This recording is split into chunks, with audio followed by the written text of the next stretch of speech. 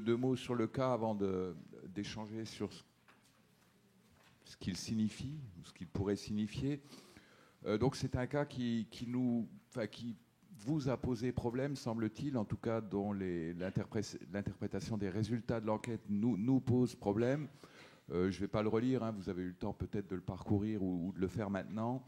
Mais en très résumé, on a un oubli. Alors, on en a reparlé hier, qu'est-ce qu'on oublie dans l'affaire, hein, mais en tout cas, un premier oubli, qui est un oubli administratif de la part du délégué, qui conduit donc à une non-perception d'une allocation, hein, d'une aide pour le bénéficiaire. Et bon, la question qui est posée... Alors là, on est pour le coup sur un cas assez simple, mais qui s'avère difficile, quoi, hein. Tout à l'heure, c'était peut-être difficile, et bon, là c'est autre chose. On demande à qui on va faire porter la responsabilité ou qui doit subir les conséquences financières de cette négligence, de cet oubli. Bon. Et on proposait 4 réponses possibles que vous voyez là. Donc ces 4 réponses... dans ces 4 réponses, il y en a une au moins où on assume la responsabilité de cet oubli, qui est une erreur, quoi, hein, qui peut être qualifiée d'erreur. Alors on a eu des débats assez longs sur l'erreur, la faute, on va pouvoir y revenir certainement. Mais en tout cas, on a une attitude qui consistait à dire, ok, c'est moi, aller voir sa direction, dire j'ai négligé telle date de renouvellement du dossier, et il faut faire jouer la responsabilité civile ou tout autre moyen pour assumer du point de vue de l'institution, la responsabilité de cette erreur.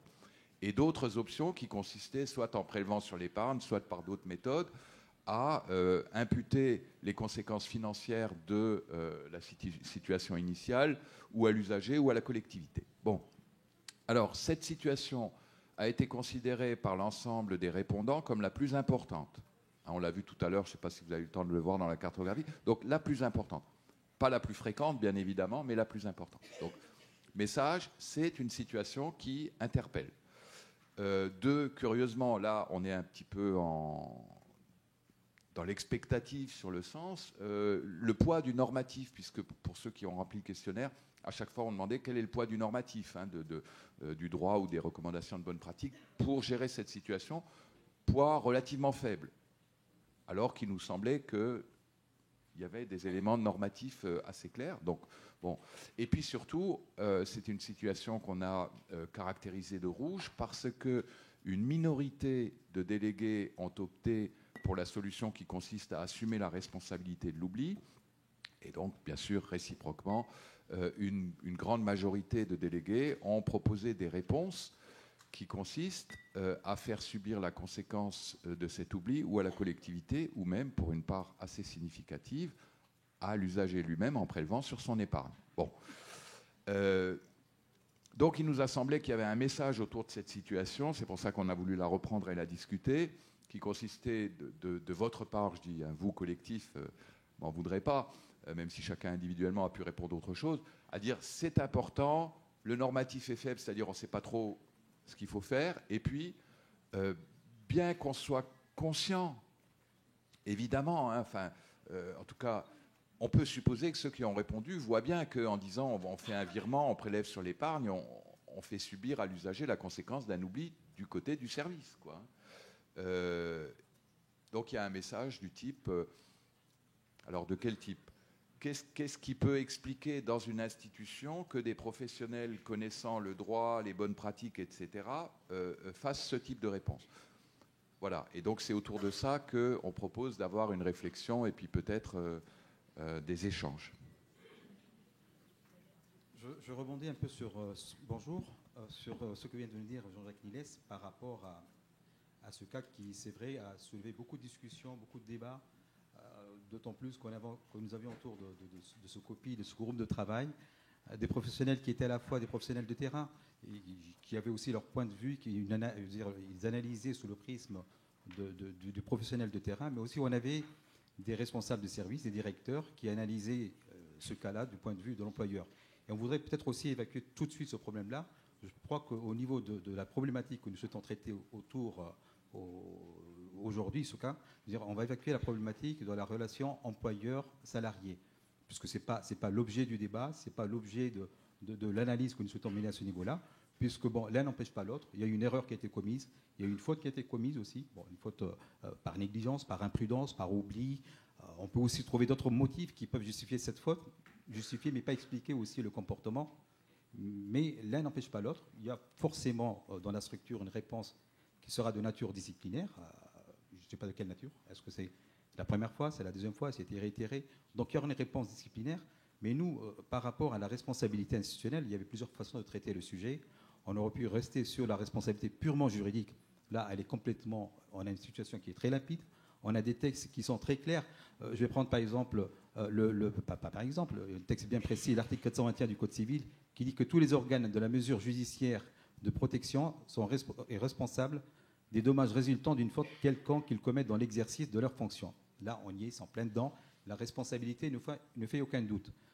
On aurait pu aussi compléter par l'article 496 du Code civil, qui est assez clair, puisque là, on est quand même dans une faute qui a été commise sur le plan patrimonial. C'est une seule ressource de la personne.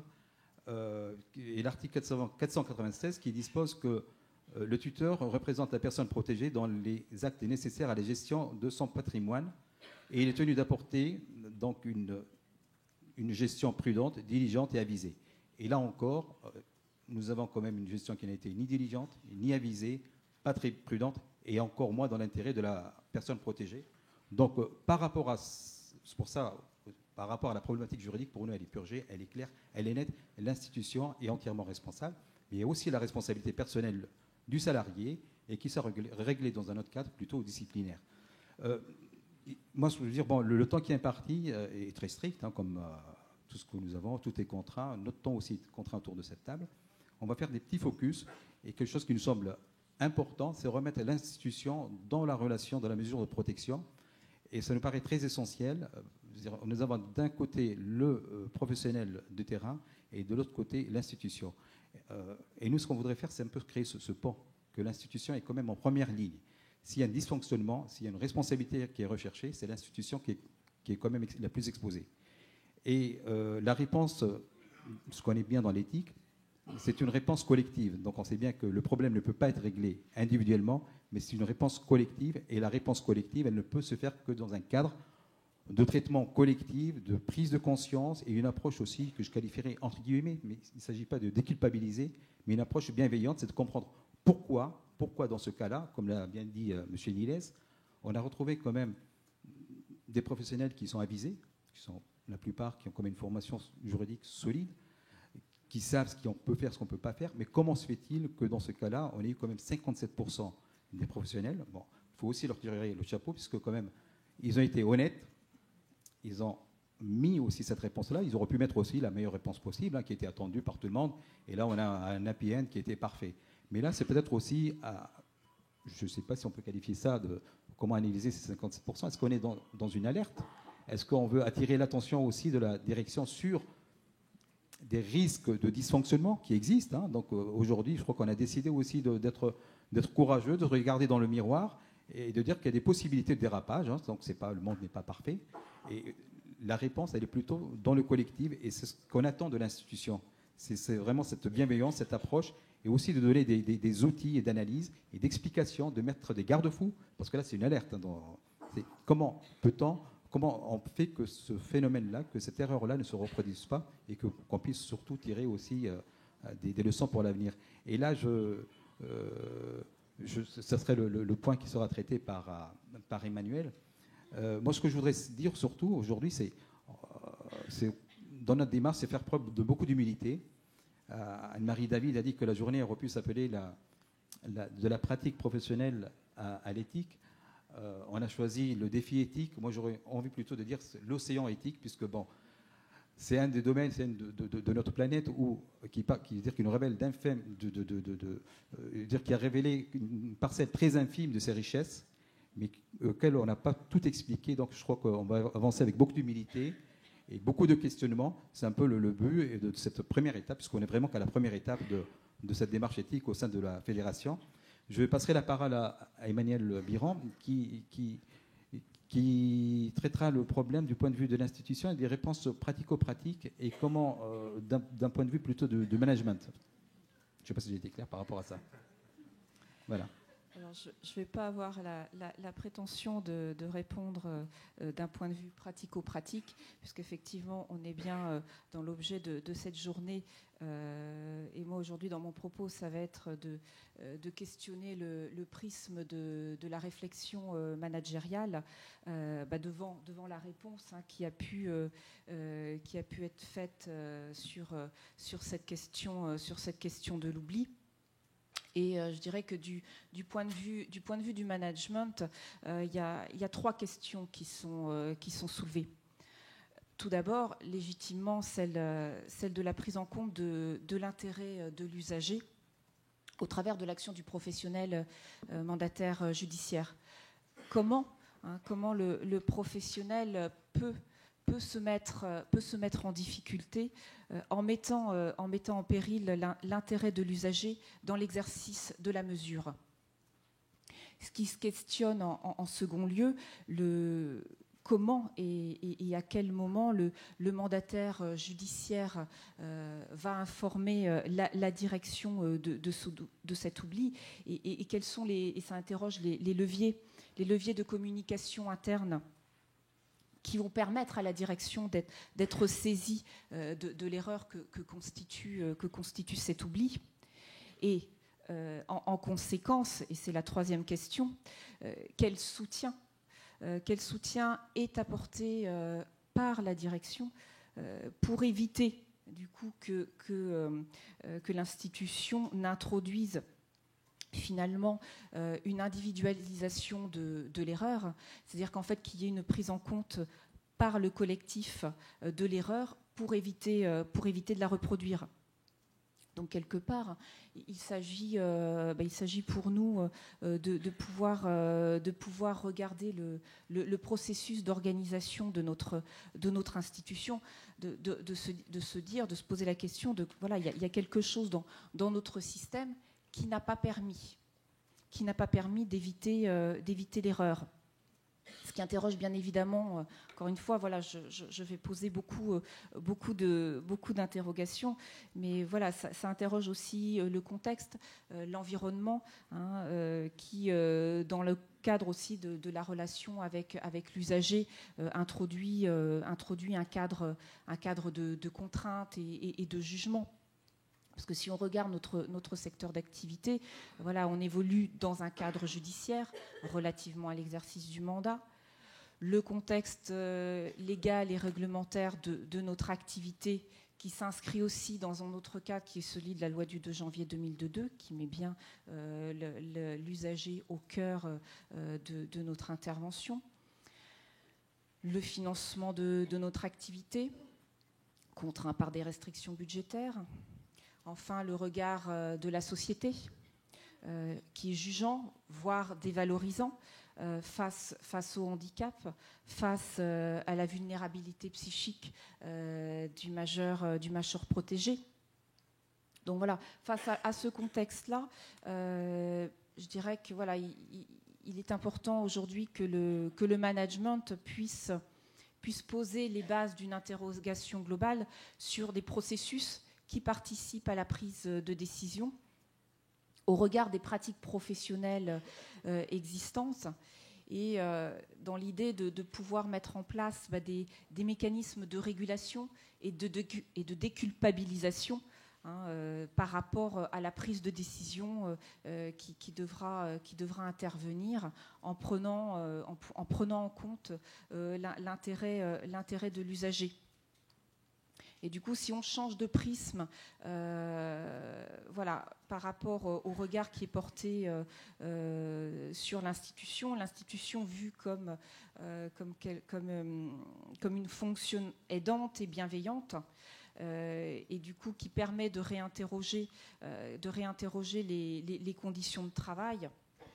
Derrière cela, enfin voilà, par rapport à la réponse qui a pu être donnée, c'est de pouvoir donc effectivement réinterroger ces conditions de travail et peut-être travailler sur la définition d'un cadre de travail interdisciplinaire qui soit clair, au travers de l'élaboration des fiches de poste, de redéfinir les missions de chacun, de pouvoir définir des axes de communication clairs en interne, qu'ils soient ascendants et descendants, donc dans les rapports hiérarchiques, mais aussi transversaux, pour pouvoir favoriser une dimension d'échange et de relations de confiance entre les différentes fonctions du service mandataire judiciaire.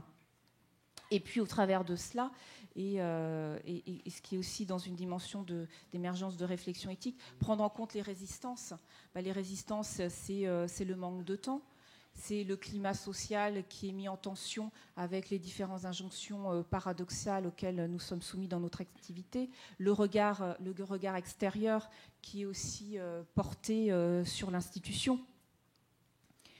Et dès lors, face à l'injonction paradoxale dans laquelle nous sommes aujourd'hui, qui est de faire encore mieux avec moins, d'arriver à pouvoir répondre qu'on fait, mais selon nos moyens. C'est-à-dire qu'on ne va pas pouvoir viser un idéal, fixer des objectifs inatteignables, mais ça, je pense qu'aussi, il faut pouvoir se le dire au niveau du management. Et je pense que voilà, c'est peut-être à partir de là que on peut poser les bases d'une réflexion éthique qui vise à retrouver aussi un sens dans notre action, en pouvant proposer une organisation de travail qui va permettre d'amener une dynamique de réflexion pour éviter la reproduction de l'erreur et donc voilà, encore une fois créer cette démarche de réflexion éthique dont nos organisations ont besoin aujourd'hui, je pense. Voilà.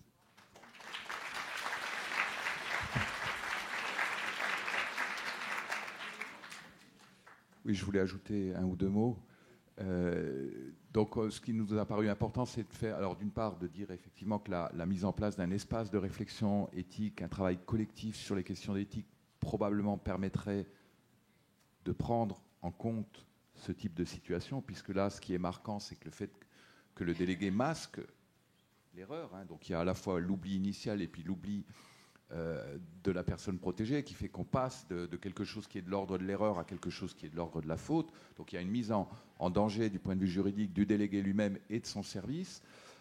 On n'est pas en phase avec les valeurs clés qu'on a montrées ce matin: respect de la personne, son patrimoine fait partie de la personne, respect du droit, responsabilité. Donc on est à côté, et on pense qu'un travail sur l'éthique collectivement à l'intérieur du service permet d'éviter cet oubli. Et puis deuxième chose, dans les échanges qu'on a eus, mais c'est une réflexion qu'il faut que l'on prolonge, il faut faire un lien entre l'éthique du management et puis l'éthique de l'accompagnement. Raisonner uniquement, focaliser la question de l'éthique, et ce qui nous paraissait intéressant dans ce cas, la question de l'éthique est en général traitée dans le rapport entre le professionnel et l'usager. Il faut élargir le périmètre, puisque l'éthique du management, si je prends cette expression renvoyant à quelles sont les lignes de conduite qu'on a mises en place dans les relations entre professionnels et dans les relations hiérarchiques, donc horizontales et verticales, va avoir un impact fort sur la façon dont les questions d'éthique sont traitées. Donc, élargir le spectre, c'est ce qu'on a retenu comme enseignement principal, outre la question managériale, mais élargir le spectre de la réflexion éthique, parce qu'on a relativement peu de situations qui renvoient à des problématiques de management. Donc probablement dans le travail ultérieur qui sera fait, il faudra prendre en compte cette question-là pour précisément que l'éthique soit prise en compte en tant que compétence collective, quoi.